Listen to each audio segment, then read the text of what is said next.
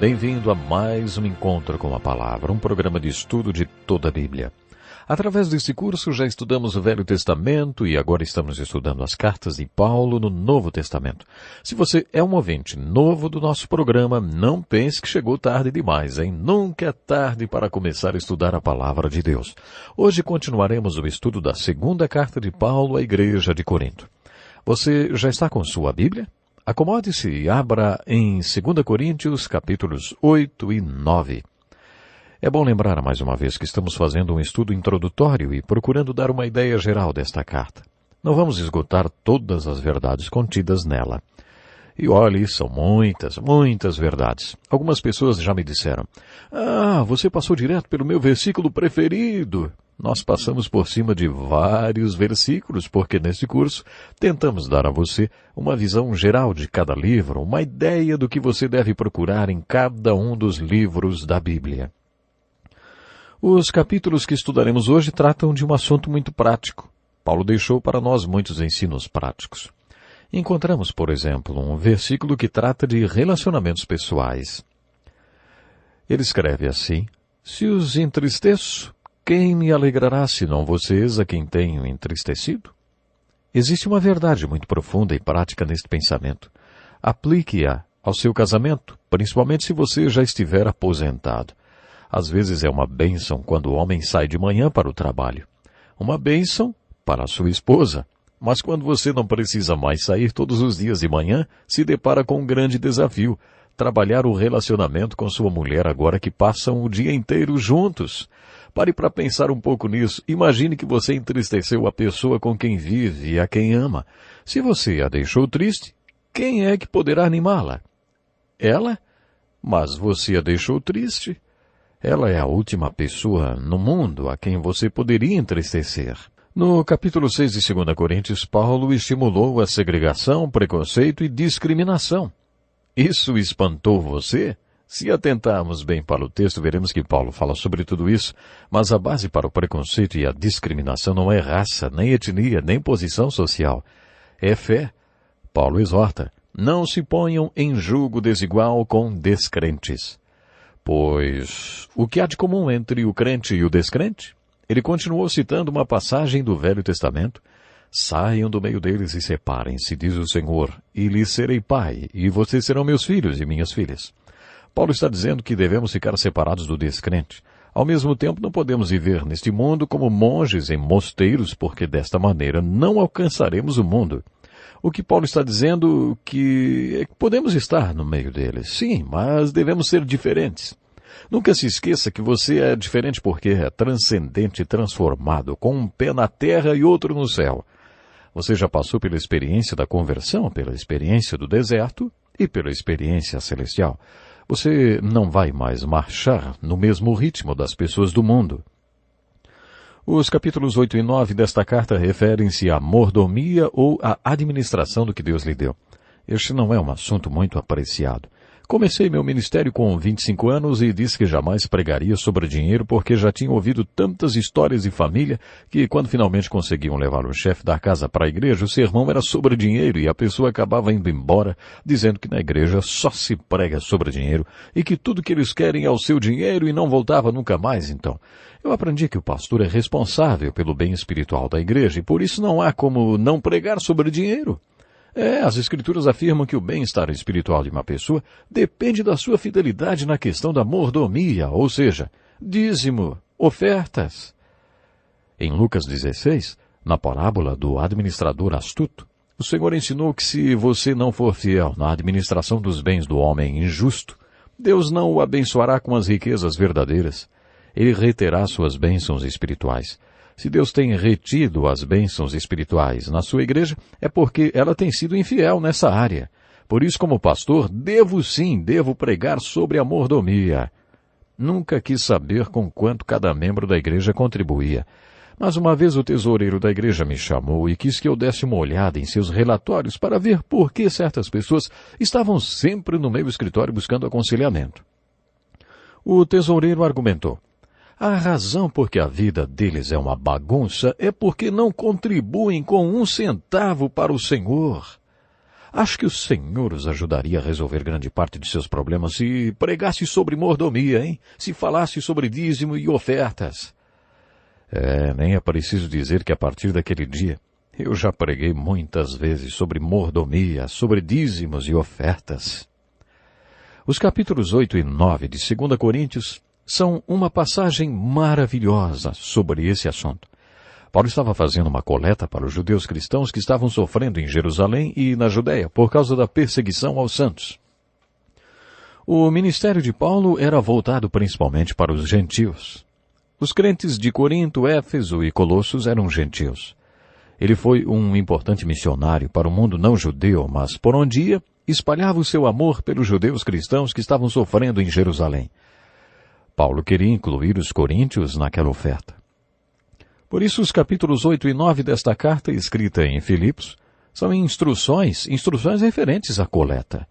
Antes de entrarmos no resumo destes capítulos, gostaria de ler parte do texto bíblico para vocês. É uma passagem muito importante que mostra o dom que Paulo tinha para lidar com as pessoas. Ele era muito diplomático e usou sua diplomacia com os coríntios para convencê-los a participar daquela coleta em favor dos judeus cristãos que eram perseguidos em Jerusalém. Você está lembrado que depois que Paulo deixou Éfeso por causa de um tumulto, ele foi para Filipos. Ele estava passando por uma crise e a igreja de Filipos era a sua igreja preferida. Os filipenses sempre o ajudaram. Ele não usou dinheiro dos efésios, tessalônicos ou coríntios quando pregou nas suas cidades. Se a igreja de Filipos não lhe mandasse dinheiro, ele fazia tendas para se sustentar e sustentar toda a sua equipe. Ele preferia isso do que receber dinheiro de pessoas que ainda não eram espirituais. Até aquele momento ele só recebia contribuições dos filipenses. Paulo teve uma atitude muito bonita quando escreveu aos coríntios da cidade de Filipos. Ele procurou passar para os coríntios o padrão da igreja de Filipos, ou o padrão dos irmãos da Macedônia, como ele se referia. Em outras palavras, ele disse aos coríntios: quero que saibam como eles fazem aqui em Filipos, e que aprendam sobre o ministério de contribuir. Quero que saibam qual é a atitude deles e quais são suas motivações neste ministério. Ouça as palavras de Paulo aos coríntios. Agora, irmãos, queremos que vocês tomem conhecimento da graça de Deus. A graça de Deus que ele concedeu às igrejas da Macedônia.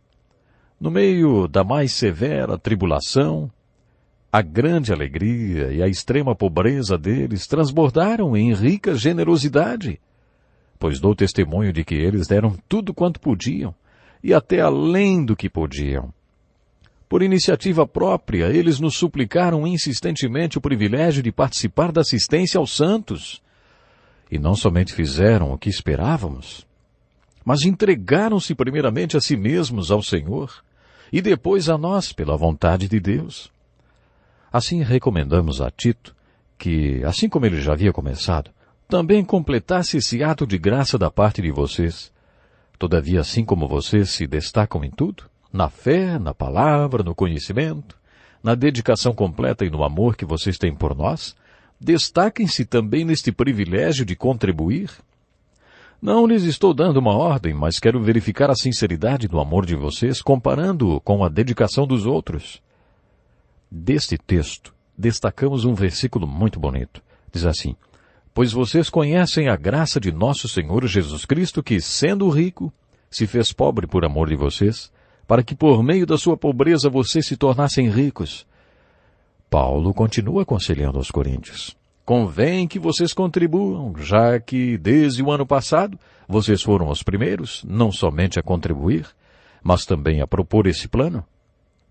Agora completem a obra para que a forte disposição de realizá-la seja igualada pelo zelo em concluí-la, de acordo com os bens que vocês possuem. Porque se a prontidão, a contribuição é aceitável de acordo com aquilo que alguém tem e não de acordo com o que não tem. Nosso desejo não é que outros sejam aliviados enquanto vocês são sobrecarregados, mas que haja igualdade. No presente momento, a fartura de vocês suprirá a necessidade deles, para que por sua vez a fartura deles supra a necessidade de vocês. Então haverá igualdade, como está escrito: quem tinha recolhido muito não teve demais, e não faltou a quem tinha recolhido pouco. Agradeço a Deus por ter ele posto no coração de Tito o mesmo cuidado que tem por vocês, pois Tito não apenas aceitou o nosso pedido, mas está indo até vocês com muito entusiasmo e por iniciativa própria. Com ele estamos enviando o irmão que é recomendado por todas as igrejas por seu serviço no Evangelho. Não só por isso, mas ele também foi escolhido pelas igrejas para nos acompanhar quando formos ministrar esta doação, o que fazemos para honrar o próprio Senhor e mostrar a nossa disposição. Queremos evitar que alguém nos critique quanto ao nosso modo de administrar essa generosa oferta, pois estamos tendo cuidado de fazer o que é correto, não apenas aos olhos do Senhor, mas também aos olhos dos homens. Além disso, estamos enviando com eles o nosso irmão que muitas vezes e de muitas maneiras já nos provou que é muito dedicado e agora ainda mais por causa da grande confiança que ele tem em vocês. Quanto a Tito, ele é meu companheiro e cooperador entre vocês. Quanto a nossos irmãos, eles são representantes das igrejas e uma honra para Cristo. Portanto, diante das demais igrejas, demonstrem a esses irmãos a prova do amor que vocês têm e a razão do orgulho que temos em vocês. Não tenho necessidade de escrever-lhes a respeito dessa assistência aos santos. Reconheço a sua disposição em ajudar e já mostrei aos macedônios, referindo-se aos filipenses, o orgulho que tenho de vocês, dizendo-lhes que desde o ano passado vocês da Acaia estavam prontos a contribuir. Vamos primeiro analisar a qualidade da contribuição dos crentes em Filipos. Paulo diz que eles entregaram-se primeiramente a si mesmos ao Senhor e depois a nós, pela vontade de Deus. Já dissemos que para Paulo, antes que uma pessoa colaborasse com alguma oferta para o seu ministério, deveria preencher certos requisitos, ou seja, deveria primeiro ofertar para Deus e depois para ele, satisfazendo primeiro a vontade de Deus e de sua obra. Deveria dar por livre e espontânea vontade, sentindo-se privilegiada por poder ofertar. Parece que isso era muito importante para Paulo. Ele jamais forçaria ninguém a fazer nada. Na carta a Filemon, que estudaremos mais tarde, Paulo apelou para que ele, de bom grado, recebesse de volta um escravo fugitivo, tendo em Cristo plena liberdade para mandar que você cumpra o seu dever, prefiro fazer um apelo com base no amor. Para Paulo era importante que as pessoas tomassem suas atitudes de livre e espontânea vontade. Assim deveria ser a oferta, uma oferta espontânea, por vontade própria. Deus ama quem dá com alegria, não quem dá com relutância. Os filipenses tinham dado com alegria e generosamente, o que nos ajuda a entender melhor o princípio da mordomia. Quando alguém dá uma boa oferta, as outras pessoas ficam se perguntando se quem está ofertando é rico e logo pensam, para ele é fácil fazer isso. Mas, de acordo com Paulo, os filipenses, no meio da mais severa tribulação, a grande alegria e a extrema pobreza deles transbordaram em rica generosidade. Eles não eram generosos porque eram ricos. Pelo contrário, eles estavam passando por provações. Isso nos leva à questão da possibilidade. Paulo falou sobre isso quando mencionou que eles deram tudo quanto podiam e até além do que podiam. O que será que significa dar além do que se pode? Os filipenses davam baseados naquilo que tinham e não no que não tinham. Muita gente pensa que se tivesse $1 milhão, ofertaria mais ao Senhor. Mas a mordomia consiste em dar o que se tem. Preste atenção nessa história. Um jovem pastor tinha entre os líderes da sua igreja um homem muito rico. Esse pastor era meio preconceituoso em relação a pessoas ricas, porque achava que elas jamais poderiam ser crentes fiéis. Este homem, que tinha idade para ser pai do pastor, percebendo preconceito, um dia levou o pastor para dar uma volta de carro, como um pai leva o seu filho para passear e conversar. Durante o passeio, o homem rico mostrou todas as suas propriedades pela cidade. Em dado momento, o jovem pastor disse que não saberia o que fazer com tanto dinheiro, ao que o senhor rico então respondeu, mas o Deus que eu sirvo sabe, e foi por isso que ele não fez você rico. A partir daí, aquele homem começou a compartilhar com o jovem pastor sua visão, dizendo que ele era rico porque Deus sabia que podia confiar a ele aquele dinheiro. Ele foi o filho mais velho de uma família de 9 filhos. Quando seu pai morreu, ele estava fazendo faculdade. Seu pai lhe deixou a responsabilidade de mandar todos os seus irmãos menores para a faculdade, para que eles se tornassem missionários.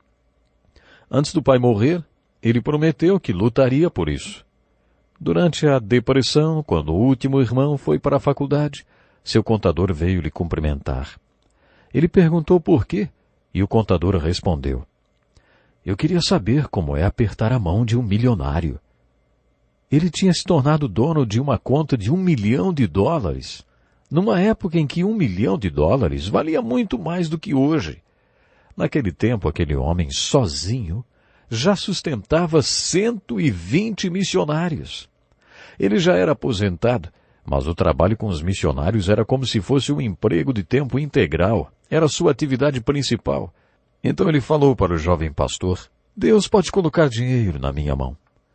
A essa altura o jovem pastor disse: se eu tivesse muito dinheiro, daria muito para o Senhor. Aí o homem rico perguntou: quanto você dá hoje, hein? Se hoje você não dá nem 10%, você não daria muito para Deus, nem se tivesse $milhões. Sabe, o nosso contribuir, nossa mordomia, não deve estar baseada no que não temos, mas sim no que temos. Vamos ver juntos os padrões de contribuição dos filipenses. Os filipenses davam além das suas possibilidades. Será que você consegue fazer isso? É por isso que no início do capítulo 8, Paulo falou: queremos que vocês tomem conhecimento da graça que Deus concedeu às igrejas da Macedônia. Essa palavra graça corresponde à palavra grega charis, que significa poder e bênção de Deus sobre sua vida. A questão não está no que você conquista, retém ou consegue. A questão está no que se torna possível com a graça de Deus na sua vida. Você pode provar a graça de Deus no que se refere a dar e ofertar, que é a graça de contribuir.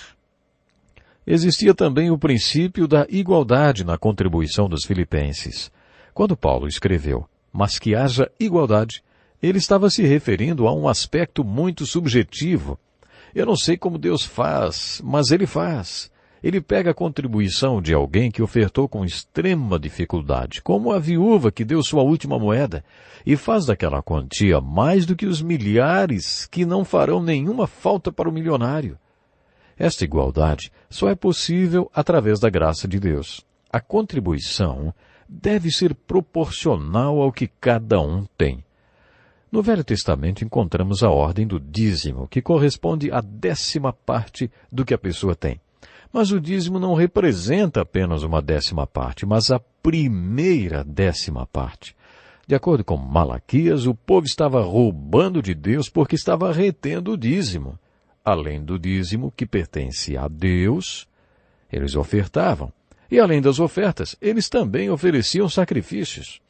No segundo livro de Samuel, Davi demonstrou o que significava ofertar para ele. Ele diz: não oferecerei ao Senhor, o meu Deus, holocausto que não me custe nada. Ofertar com sacrifício era algo proporcional. 10% para um trabalhador que ganha um salário mínimo pode significar muito mais do que 10% do salário de um diretor de empresa. As duas quantidades são dízimos. Mas se os dois vão oferecer um sacrifício ao Senhor, então o diretor de empresa terá que dar alguma coisa que lhe custe, que lhe sinta no bolso.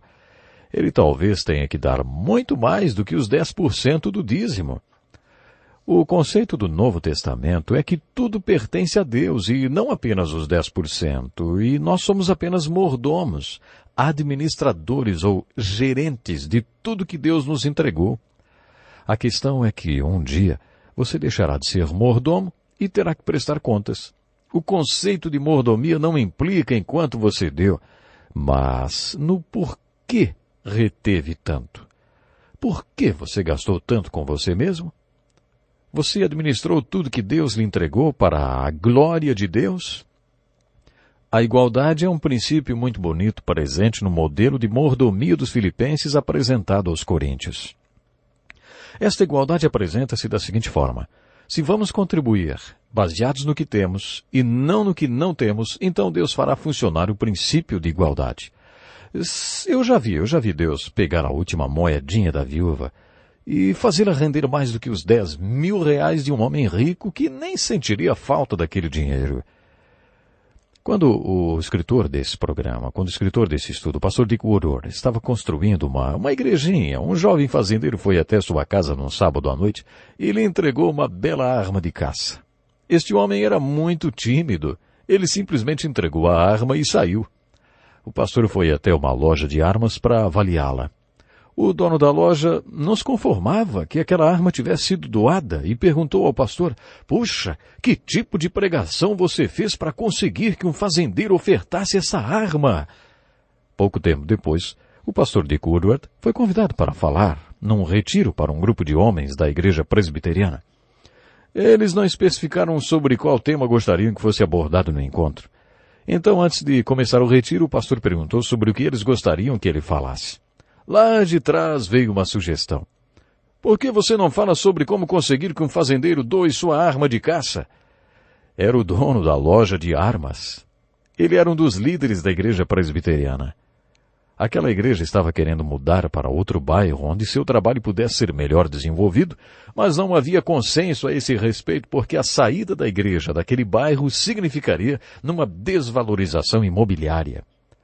Depois de falar ao grupo, no final do retiro, a liderança decidiu fazer a mudança. Sabe, eu creio que Deus aceitou aquela arma de caça doada com sacrifício para ajudar a construir 2 igrejas. Creio que Deus usou aquela arma de caça e fez aquela doação render muito mais do que uma bolada de dinheiro que não faria falta nenhuma para um homem rico. Foi isso que Paulo quis dizer quando declarou: "Porque se há prontidão, a contribuição é aceitável de acordo com aquilo que alguém tem, e não de acordo com o que não tem." Nosso desejo não é que outros sejam aliviados enquanto vocês são sobrecarregados, mas que haja igualdade. Palavras de Paulo. Se você está interessado em mordomia, ou se tem que pregar sobre esse assunto, ou ensinar na escola dominical, leia os capítulos 8 e 9 de 2 Coríntios e medite sobre eles. Você vai descobrir que eles são as melhores passagens de toda a Bíblia sobre a questão da mordomia. Esses capítulos foram escritos porque Paulo estava recolhendo uma oferta para os santos perseguidos em Jerusalém. Paulo queria incentivar aos coríntios para que eles enfim se envolvessem na bênção de aliviar o sofrimento dos judeus crentes de Jerusalém e da Judéia. E ele usou como exemplo os padrões de contribuição da melhor igreja que contribuía com o seu ministério, que era a igreja de Filipos. Paulo usou a igreja de Filipos, esse exemplo, para desafiar os crentes lá de Corinto. E você? Você possui a percepção de que tudo que tem pertence a Deus e que Ele quer que você seja apenas o mordomo de todos esses bens? Se você não tem muito, talvez seja porque Deus sabe que não pode colocar muito na sua mão. Seja fiel com o que você tem e Deus o abençoará. Até o próximo programa.